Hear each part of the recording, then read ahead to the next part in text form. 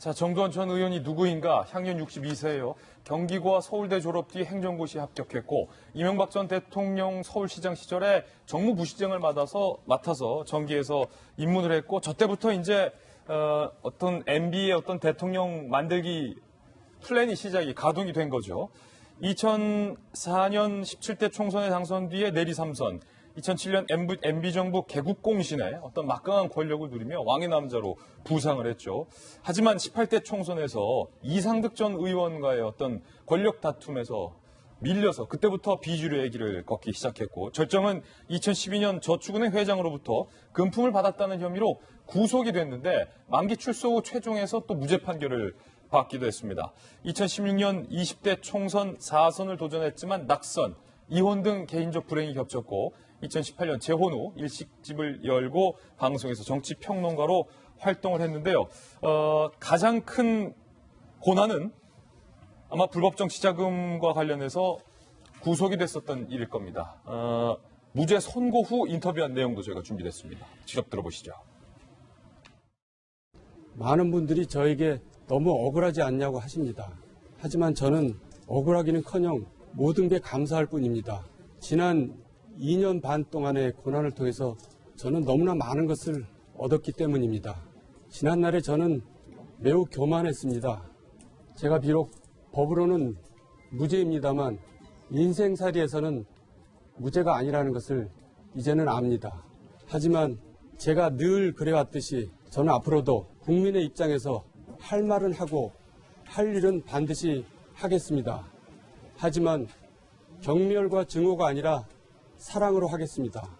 늘 힘들고 어렵고 약한 사람의 입장에 서서 정치를 하겠습니다.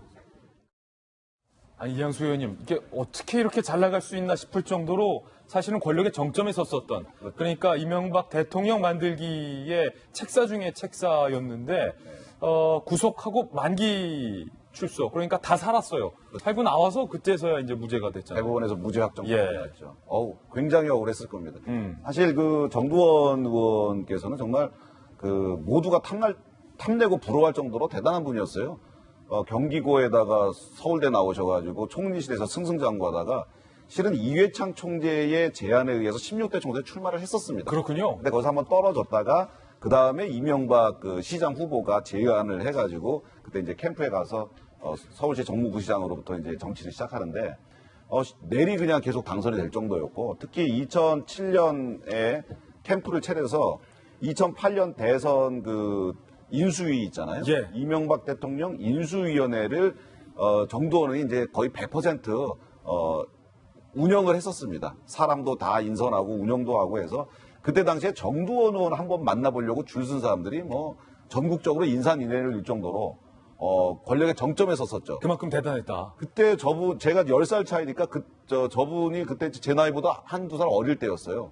그 50대 초반에 50한 한두 살에 권력의 정점에 서가지고 했었는데 그때 당시 이제 이상득 의원하고 갈등이 생기면서 실제로 정부 조각에는 원래 인수위에서 정부 조각까지 하는 거잖아요. 예. 근데 정부 조각에서는 정두원 의원이 밀려납니다. 다 밀려났다. 예, 그래서 인수위 때까지는 최고 권력의 정점이었는데 장차관하고 그다음에 총리실 뭐 이런 식으로 청와대 구성하는 데 있어서는 정두원 의원계가 전부 다 물을 먹게 되고 이상득계가 대거 들어가면서 그때 당시 이제 박영준 왕차관이 이제 등장을 하게 되죠. 이상득 의원 보좌관이었던.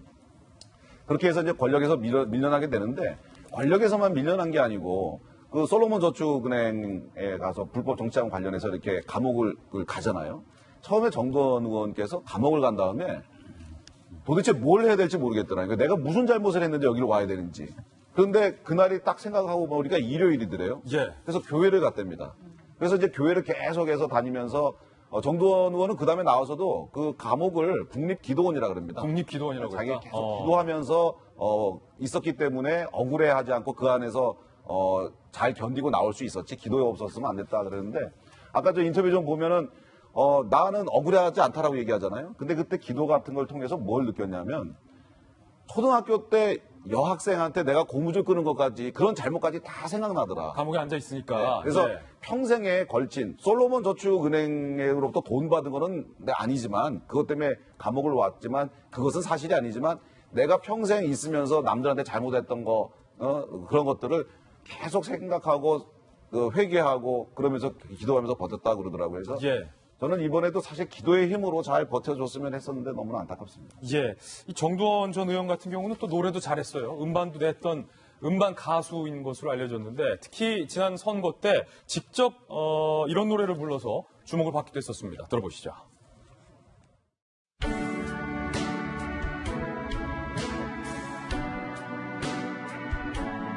안녕하세요. 정두원입니다. 여러분을 위해 불렀습니다. 그대여 아무 걱정하지 말아요. 우리 함께 꿈을 꿉시다.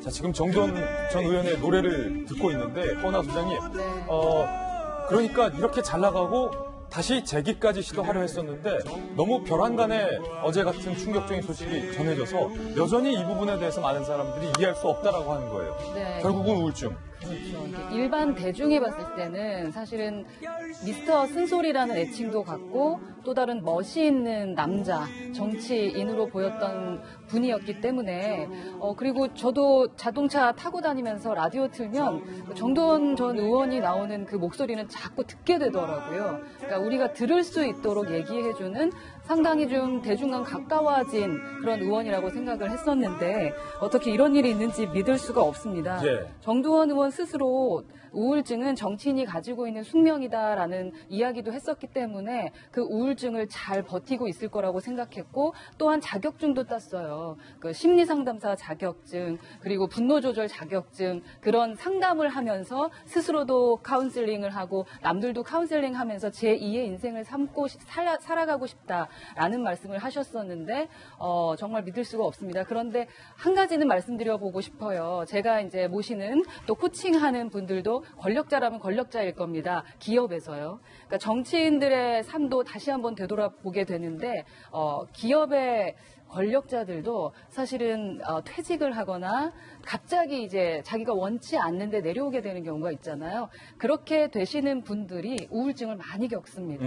그러면서 저한테 스승님 저 어떻게 살아가야 됩니까? 라는 말씀을 저보다 한 20살이나 막 10살 많으신 분들도 그때 그런 말씀을 할 때가 있어요. 기존엔 상상도 못했던 모습이었어요. 너무나 강하고 자신의 존재감으로 인해서 행복했고 바빠도 아프지 않고 힘들지 않았던 분들인데 어느 순간 내가 세상에 필요 없는 존재는 아닐까. 아까 조응천 의원이 말씀하셨던 것처럼 그런 존재감을 느끼면서 갑자기 우울해하고 갑자기 늙어버리시는 모습 보면서 얼마나 안타까웠는지 모릅니다. 예. 우울증 아주 심각한 부분입니다. 그래서 우리 우울증 걸리신 분들 혹시라도 우울증 걸린 것 같은 병원 꼭 가셔야 되고 또 우울증 치료 받으셨으면 약을 꾸준하게 드셔야 된다는 말씀도 꼭 드리고 싶습니다. 정두원 전 의원의 정치사 돌아봤습니다. 고인의 명복을 위해 기도하겠습니다.